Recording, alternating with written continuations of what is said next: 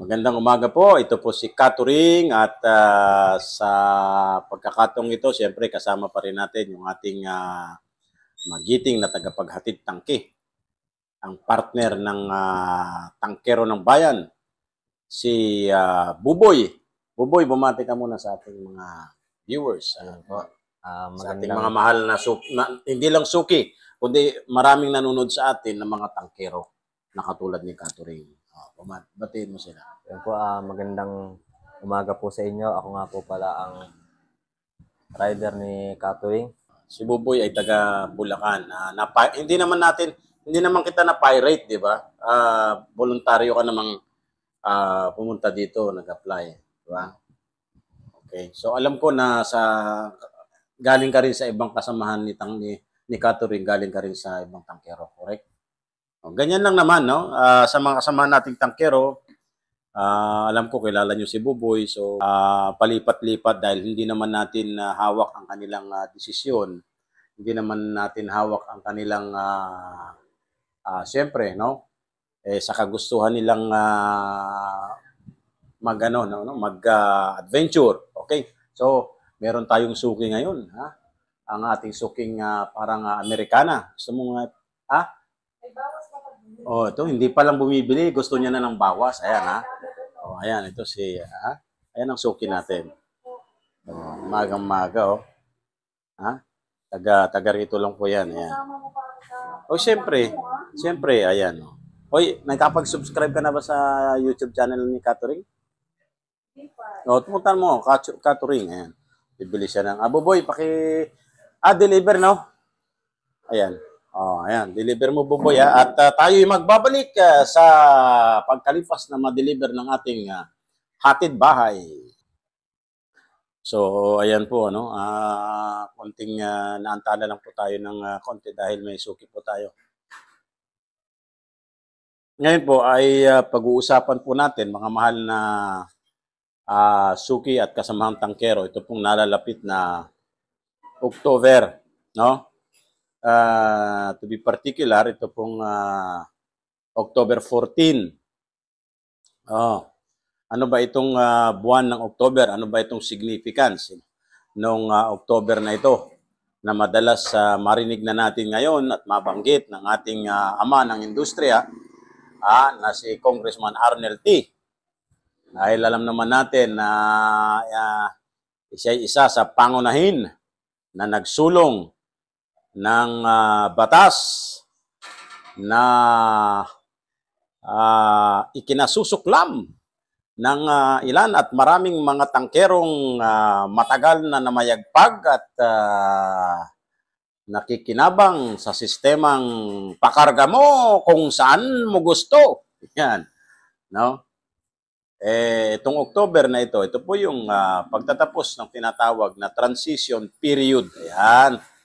Sa mga hindi nakakaalam, no? Ano ba itong tinatawag nating transition period? Ito yung grace period na itinatadhana ng Republic Act 11592 o ng batas na LPG Industry Regulations Act na kung saan ay yung pong pagpapatupad ng pangungulekta o pagsuswap dito pong ito yung swapping no, ito yung swapping period na yung mga inyong mga generic diyan, mga unbranded diyan, idalhin na ninyo sa inyong mga distributor, marketer, sa inyong dealer, etc., sa inyong mga suking outlet, no, para ma-upgrade na ito, mapapalitan na ito ng mga branded at mapa-requalify na. Kasi period of requalification yan dahil kapag pwede pa ho yung tangke na yan, ay i-requalify po nila yan, susuriin po nila yan, i-check po nila yan, ang kabuuan yan, kung yan po ay pasok pa sa pamantayan yung mga spec niya, especially yung steel, no? Yung kapal ng steel na yan. So, ayun nga po, no? Na sa October, sa batas, sinasabi po na dapat wala na po talagang mga generic na makikita dyan sa inyong mga outlet na ipapakalat sa market, dapat wala na. Yan na po yung grace period na yan. So, mas magiging, ang inaasahan po natin, supposedly, ang inaasahan po natin dito na inaasahan natin ay mas lalo pang iigting at titindi ang kampanya para sa, ika nga, pagkawala o pangungulekta, paghuli, paghuli ng mga ahensya ng gobyerno, in particular, itong Department of Energy at kung sino pa yung kanilang mga inatasan o dineputize na mga kabahagi sa pagpapatupad po ng Republic Act 11592. Ayan. Kaya sa mga outlet sa atin, katulad ni Catering, dapat wala nang walang makikita diyan na mga tangke na ayan, ipalulusot mo pa para pakargahan sa iyong mga dealer. Pero siyempre, kung yan naman ay for purposes of capturing at in a matter of day ay in regular activity ay pinadadala mo ito sa iyong marketer, wala naman pong ano diyan, no? Wala pong problema diyan. Pero ang magiging problema diyan kung yan ay paiikutin natin. So, business as usual. Business as usual. Ngayon, ang inaabangan po ng maraming mga speculators dyan, kung gaano kaigting at kaseryoso ang gagawing kampanya ng Department of Energy, kasama na ng LPGMA, siyempre. Kung paano nila wawalain nga yan sa merkado. No? Dahil tanggapin man po natin o hindi, talagang hindi pa ho nasisiyahan o hindi lubos na masaya ang mga tangkero, particular na po ang mga legal na namumuhunan. Nasabi nga, lahat po ng kanilang, lahat ng permit ay kanilang isinecure. Inihanda nila ang kanilang mga shop nang naayon, at least, hindi man perpekto, nang naayon doon sa guidelines, no? Ayan, may metal, anong tawag nito? Yung gas detector po yan. Yan, napakalaga po yan. Yung mga signages na po yan. Okay, yung space, tapos, siyempre, hindi ho biro-biro po yung pong mga gastusin dyan. Alam naman ho natin, tanggapin natin, alam naman ho natin na talagang pag po tayo ay naglakad, konting kamot lang ng isang opisyal dyan, alam mo na kung ano ang ibig sabihin. Konting komento lang, alam mo na kung anong ibig sabihin. So, itong si tangkero, lahat ay gagawin para lang ma-approve ang kanyang mga permit. And then later on, makikita niya, nagkalat pa pala at talamak pa rin, lantaran pa rin ang mga bentahan ng mga LPG na unbranded o tinatawag natin mga generic. So, yan po ang masakit na katotohanan na sa kabila ng pangako, sa kabila ng nakikita na yung sinasabi nila na eto na, dumating na ang 11592. Pero, sa banda ko, no, sa mga kapatid na tangkero, kasama ko mga tangkero, nasa period pa rin po tayo ng implementation. So, dahil na rin na marami tayo mga kasamahan na tangkero na hanggang ngayon ay hinahamon ang integridad ng 11592. Hinahamon ang sinseridad mismo ng mga taong nakatalaga sa ahensya kung gaano nga po nila ito ipatutupad. Kaya hindi mo sila masisisi sa kanilang yung tiwala at saka yung sinasabi na naman natin by October mawawala na talaga. Well, ang inaasahan lang natin diyan, alam mo naman na tinatawag na ningas kugon, Alam ba natin yung ningas kugon? That is usual, no? Manner of reacting into certain situation or lalo pag mainit pa ang sitwasyon at diyan nakatingin, let's say in just a matter of 1 to 2 to 3 months, sabihin na natin, nandyan po ang maigting na kampanya sa ilang buboy. Nandyan talaga ang inaasahan nating maigting na kampanya. But in the long run, pag hindi ho talaga nila, kasi marami pong mga independent refilling plants na siyempre what they are after still is the profit, the sales. Kung ang isang outlet nga, ang kanyang lika rito, Buboy.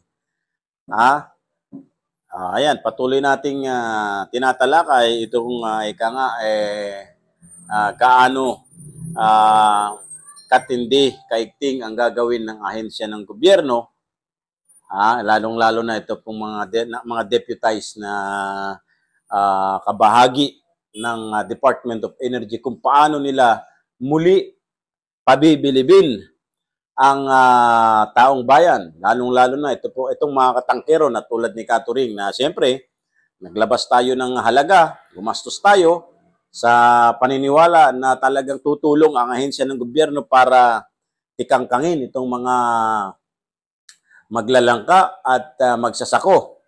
Actually, yun naman po talaga ang ano dyan, hindi naman basta tikangkangin niya, kundi kinukumbinsi sila, itong mga maglalangka na ito, magsasako na ito. Alam mo ba yung maglalangka at saka magsasako? Bakit ba tinatawag yan maglalangka? Ito yung mga nagbebenta ng mga pinagbabawal na uri ng tangke. Na dahil sa kainitan ng araw, nung mga unang buwan ng pagpapatupad ng 11592, no? Ang ginawa nitong mga tangkero na illegal, tinatakpan nila ng sako o anumang bagay o itinatago nila yung mga tangke na yan habang idinideliver nila. O kaya, ang tawag nila dyan, mga maglalangka, magsasako. So, gusto ko lang bigyan ng ideya itong ating batang-batang rider na kasi ilang buwan pa lang naman ito sa So, kaya closely ay minomonitor at sinusupervise natin, especially sa observance ng mga safety. Yeah? So, yun nga, Buboy, tinatalakay natin dito ay kung paano pabibilibin ng Department of Energy in particular. Ito na namang sinasabi na pagtatapos ng transition period na lahat na ng mga generic ay totally hindi na pwedeng makita yan sa lansangan. So ano sa palagay mo? Ito, malapit ng October. Palagay mo, ano bang magiging ano niya? Dapat dapat palitan na yung mga tangke na Hindi nga, ikaw, palagay mo, mangyayari ba yan na by October, talagang kung hindi man mawawala ay magkakaroon ng matinding kampanya para sa pag-eliminate o pagtatanggal, paghuhuli na hanggang sa ngayon ay nagbebenta ng mga generic o mga peligroso, injurious na mga klase ng LPG cylinder tank. Posibleng dahil okay. So yan actually ang ating inaabangan, no? Pero siyempre, bigyan natin ng leeway, bigyan natin ng malalim, malawak at napag-unawa ang mga kapatid natin sa ahensya ng gobyerno magpapatupad nito. Dahil alam naman natin kung yung during the time of transition hindi talaga sa halip ang feeling nila talagang wala yang 11592 na yan. Hindi totoo yan. Although, dahil nakita nila na talagang talamak pa rin ang bentahan. At makikita mo sa daan, truck talaga. Minsan nga, wala nga sa yung ginagamit na truck wala yan. Yung mga guidelines, yung mga di ba? Maraming nakakakita At talagang lantaran, hindi na nga itinatago Di ba? So, paano mo paniniwalain itong mga legalista na ito? Na by October ay magkakaroon ng maigting na kampanya itong Department of Energy na ito para mawala na nga itong mga nag-i-illegal na ito. Palagay mo? Para sa akin, yun yung mas maganda para lahat ng mga tangke natin mailagay sa mas maayos na mas safety pa. Correct. Correct ka dyan, Buboy. Alam mo, yun naman ang objective o layunin ng batas. Hindi para bulahin ito pong mga negosyante, kundi, di ba, sinasabi po sa 11592, ang pinaka ano doon ay yung interest ng mga consumers dahil unang-una sila po yung bibili ng tangke, sila yung gagamit ng tangke. So kapag pinabayaan ng pamahalaan yan na patuloy na mag-proliferate, lumaganap at magamit ng mga ganyang klase ng uri ng tangke, dumadami ang insidente ng sunog. Sang-ayon ka ba na dahil sa mga ganyang uri ng tangke ay it can contribute doon sa pagdami statistically noong mga sunog dito sa ating lipunan sa bansa lugar natin? Hindi naman to sinasabi para sa amin lang, sinasabi ko para sa inyo, para sa mga kaligtasan nyo rin, na maaaring mag-cause ng sunog nga. Yun nga, yung mga nagagamit natin ng tangke, napakabulok na kumpara sa mga bago natin tangke ngayon, mga katulad ng mga Regasco, Shine, Yes. na di ba? Kung makikita nyo, malayong-malayo yung itsura sa mga legit na na branded na tangke natin dito. Kaya Yan. mas sinasaayos ng Yes. Kaya nire-regulate ng batas 'yan. Na dapat ang mga tangke na iikot na ngayon ay pasok sa pamantayan na na pinatutupad ng DTI at Department of Energy. Yung kapal ng steel, yung mga technical information sa tangke na para sa consumer dapat nandyan, like yung tear weight, yung requalification date, yung yung serial number and everything sa likod ng collar plate. Saka yung mga tangke din na luma, yung mga generic na yan, hindi natin alam sa kakabili nyo, sa mga nakakaalam dyan. Yung timbang hindi minsan maayos, hindi tama ang timbang. Correct. Para dito sa Correct. natin na branded na mga tangke natin. Kung mapapansin nyo, minsan umabot ng 1 buwan o higit pa, tapos kung sa susunod naman na bilhin nyo, wala pa 1 buwan, tapos hindi naman kayo ganong gumagamit, ubos ka agad. Kasi, diyan sa mga ganyang klase ng tangke, mahal naming mga suki, sino nga naman ang mapapahiya dyan? Sino nga naman ang habulin mo dyan kung kolorom yan? Di ba? Saka, paano kasi, ang hinahabol kasi nila, yung mga ibang mga gumagamit ng mga generic na gano'n ang hinahabol kasi nila, yung mura, yung price. Yes. Dahil nga mura, kung may bawas naman ng 1 kilo, 5 guhit, 6 na guhit, ang babayaran ni tangkero sa isang refilling plant na criminal din na refilling plant, kung magkano lang kung ilang kilo lang di pinakarga. Kung ako yung tangkero na illegalista, anong gagawin ko sa isang karinderista na walang ginawa kundi tumawad ng tumawad? Hindi pakakargahan niya yan ng kulang ng 5 guhit, kulang ng 6 na guhit, kulang ng 1 kilo. Pangalawa, unang-una, wala namang label yan, wala namang brand yan . Masisira ba si Luzon Gas dyan? Masisira ba si Shine Gas dyan? Masisira ba si Regasco dyan? Hindi siya masisira. Masisira ba si Solain dyan? Masisira ba si Petron dyan? Hindi masisira dahil wala ng brand . Ayan. Ayan yung ating isa ring anak na tangkero. Ayan, hi ka naman sa ating mga anak. So, ayan na naman po yung ating Pati maliit. Supplier, si Regasco. Kaya medyo maantala muna ang ating pag-uusap. Lalabas muna natin yung mga tangke for refilling. So, ayan po yung ating supplier, ang Regasco. Araw-araw na ako'y dinadalaw. Salamat sa inyo, Regasco.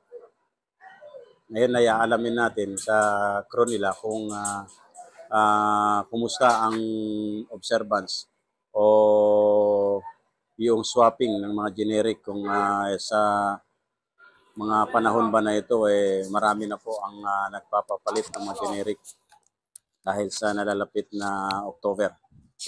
So ayan, aalamin natin sa crew ng Regasco kung kumusta yung yung reaksyon ng mga tangkero.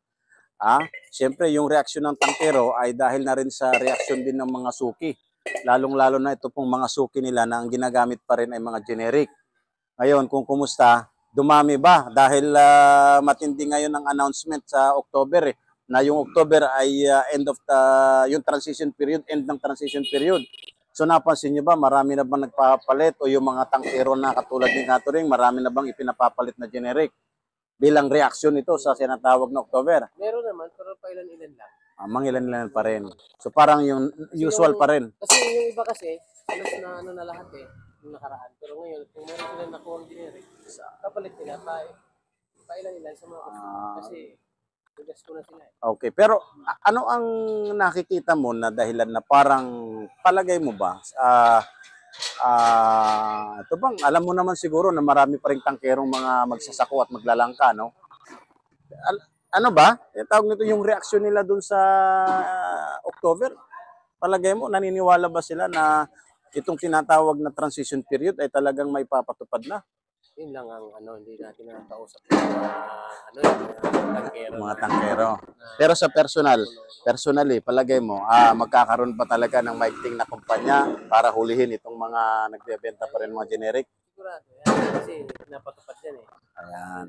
So, mga kasamang tangkero, patuloy pa rin po tayong umaasa, no, na harinawa magkaroon ng sinserong pagpapatupad nitoong tinatawag nating transition period. Dahil pag nangyari po ito, hindi lang masaya si Catering, hindi siyempre masaya ang buong sambayanan dahil kahit pa paano, ito pong mga generic na tangke nito ay mapapalitan na ng mga branded na may magkakaroon ng talagang magre-regulate, magmo-monitor sa kanilang requalification na period sa kalidad at pamantayan ng mga tangke na iikot sa mga suki po natin.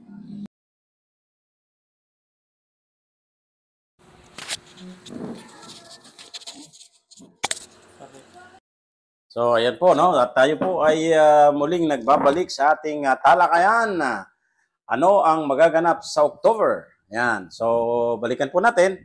Ang pinag-uusapan po namin ni Buboy ngayon at itong pagtatapos ng transition period kasi 3 taon po yan mula nung nilagdaan ng dating Pangulong Rodrigo Duterte yung batas noong October 14 ay sa October, 2nd taon na po yan. So 3 taon na tayo po ay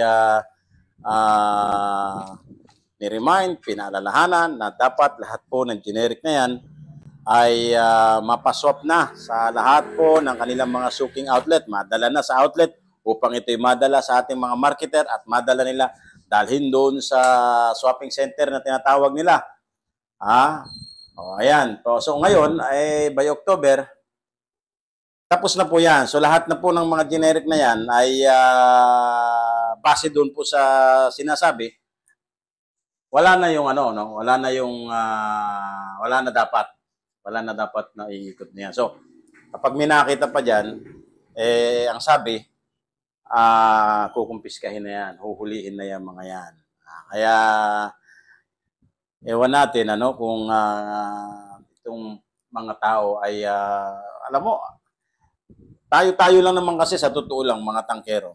Hindi nga lahat ng mga tangkero familiar diyan puro lang pero sa bahagi lang natin ng mga negosyante sa pagtatangke, ang nakakaalam nitong mga 11.592 na ito, nagugulat pa rin hanggang ngayon ito pong mga suki na bakit bawal? Dati okay naman yan Ayan bakit bawal? So, kaya kung hindi tutulong ang taong bayan na katulad ni Catering para ipaalam sa mga suki itong batas na ito na patungkol po nga sa LPG, lalo na sa pagbabawal nga ng pagbebenta ng mga generic, ay hindi malalaman ng publiko. Ngayon, kung nandito pa rin tayo sa estado ng paghahamon at estado ng obserbasyon na kahit sinasabi na nga natin na bawal na, laging puro paghamon at pagtatanong kung gaano ang magiging performance ng Department of Energy, ng DOE, hinggil sa pagpapatupad nitong tinatawag na naman nating transition period na ito. So titignan po natin ito kung gaano, At meron tayong kakausapin na suki natin kung siya ba ay aware dito sa 11592 na ito. So, titignan natin, ha? Bossing, good morning. Nag-vlog tayo, no? At ang isa sa binablog natin ay itong mga pawalan na tangke, mga pa-face out or face out na tangke. Ngayon, ikaw ba, mahal na suki, taga saan ka? Taga Dracma o taga Bolivar? Ikaw ba, ano ka alam mo ba itong batas na sinasabit natin tungkol ito sa sa LPG law ngayon? Kung bakit, di ba nakita mo dati, anong ginawa ko sa tangke mo dati, pinalitan natin. Bakit natin pinalitan? At saka, hindi mo alam na bawal na. Hindi mo alam. Parang feeling mo lang, ako lang yung nagsasabi noon. Ano? Sa mga suki natin, actually, ang alam ng linais, parang, alam mo yun, parang sa atin, sa level lang natin, na gusto lang natin mapalitan. Pero ngayon, napalitan na, almost ilang buwan na yan, tagal niya na. Regasco pa rin yan, Congressman Arnel T. Ha? Tangke mo pa rin yung ipinalit natin kay Suki dahil si Congressman Arnel T. Siya yung proponent o pangunahing gumawa ng batas na Republic Act 11592 na isa nga dyan yung pagbabawal na sa pagbebenta ng mga generic katulad ng tangke mo dati. Buti si customer napalitan na. Diba? Nakaraos ka na doon sa tatanggi-tanggihan ng mga tangke yun ngayon.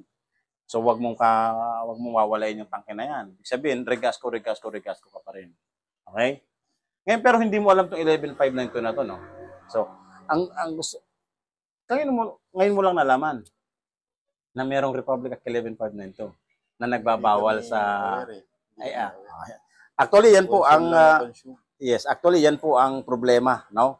Kahit sabihin natin nagkaroon ng... Buboy, ano mo si Suki. Okay na yan, bigyan mo na sa kanya. Bigyan mo sa 9 na 80. Kaya lang, Papa. So, ayan nga po, no? Talagang sa totoo lang, ang problema ay hindi alam ng mga end users o public consumers na yan. No? Na meron tayong batas ngayon na pinairal, kanya't maraming mga tangkero na sobrang nagpo-qualify na ng mga tangke ngayon. Kung hindi mo talaga mapuwersa, hindi mo talaga makumbinsi, hindi papalitan ng tangke ng ng Suki ang kanyang mga tangke kahit napabulok na yan. Dahil naniniwala nga sila na marami pa rin mga katulad nating tangkero na nagpapalit, tumatanggap pa rin yan at nagpapaikot. Minsan nga, napagsasabihan tayo, no, na para bang tayo lang ang nagsasabi niyan. Bakit sa iba? Samantalang sa iba, nagbebenta pa rin naman ng ganyan. No? Di ba? So, anyway, wag ho tayong magsawa. Wag ho tayong pagapi. Wag tayong patatalo. Ibig sabihin na tayong nakakaalam kung ano yung intensyon ng batas at tayo nakakaalam na may batas. So, ang gagawin natin, tulungan natin ang ahensya ng gobyerno, itong Department of Energy. Tulungan natin ang mga ahensya na attach dyan na magpatupad ditong 11592 na ito para ipaliwanag sa publiko. Ito pong tinatawag nating Republic Act 11592 at itong nalalapit na October. Dahil siyempre may ipit itong mga customer. Kanya nga ho puspusan din ang kampanya ni Congressman Arnel T. para ipaalam itong tinatawag nating transition period para magmadali at magatubili na rin po itong mga customer nito na palitan na at kausapin na ang kanilang mga suking outlet para palitan ng kanilang mga lumang tangke. Ayan. Pero siyempre, kung bakit ganyan si Katuring, this is a matter of choice sa akin. Ito yung filosofiya ko na. Bakit? Gagawa na rin lang ako ng isang hanap buhay na panggagalingan ng kakainin ng aking pamilya, na panggagalingan ng pampaaral ng aking anak, at panggagalingan na rin ng ipopondo natin sa kung ano man po mga plano natin. Bakit manggagaling pa sa mga bagay na pinagbabawal? Diba? Pinagbawal na yan, dapat sumunod na tayo. Okay? So, sabi ko nga, kung kumbinsingan natin, andyan naman yung may mga brand naman dyan na hindi naman nagmamandato na sa bilang ng tangke para lang o kahit pa paano ay makapag-secure tayo ng LTO. Iniisip lang ho natin yan, pero kung nakita naman ho ninyo yung potensyal ng negosyo ito, bakit hindi ho natin pagsumikapan na kung matagal mo nang ginawa yan, nakapagsumikapan mo na, o di less yung tinatawag nating ligalig o abala, di ba? Sa yung pagninegosyo na hindi lagi mong isinasara yung gate mo, yung roll-up door, hindi mo laging pinagmamanman dyan kung may parating na masasakyan na may tatak na gobyerno, etc. Alam mo, pwede pang makapag-contribute yan sa isang aksidente dahil itong rider mo, pinag-iingat mong maigi. No? Dahil natatakot ka na baka mamaya, so, yung moral din ng rider mo na nagdi-deliver ng mga kolorom na yan. So, di ba? Ano na natin? Ngayon, kung mas masaya nga tayo dahil mas malaki kinikita natin dyan, well, hindi ko kayo masisisi dahil this is a matter of, sabi nga natin, yung kita. Pero kay Catholic, hindi lang kita, yung moral. Kung kumikita naman tayo, nakakapagbayad naman tayo kay Boboy, sa rider natin, nakakapagbayad naman tayo ng renta, bakit kinakailangan ano pa, ng sobrang laki? Diba? Tama na po yan. So, muli, ay tayo pa rin po ay nakasubaybay sa mga magiging kaganapan kung paanong ang Department of Energy ay gagampanan nila ang kanilang tungkulin. Dahil tayo siyempre ay umaasa sa kanila na siyempre kanila paiigtingin para hindi naman lang basta mawala ito pong mga magsasako na ito, kundi para makumbinsi na lumagay na sa legal, lumagay na sa tama para sa magiging mas mapayapang paghahanap buhay. At the same time, nakakatulong po tayo sa publiko para makaiwas sa alam naman natin na pangunahing sanhi ng sunog. Magandang umaga po at mabuhay po tayong lahat. Catering LPG, magandang umaga po.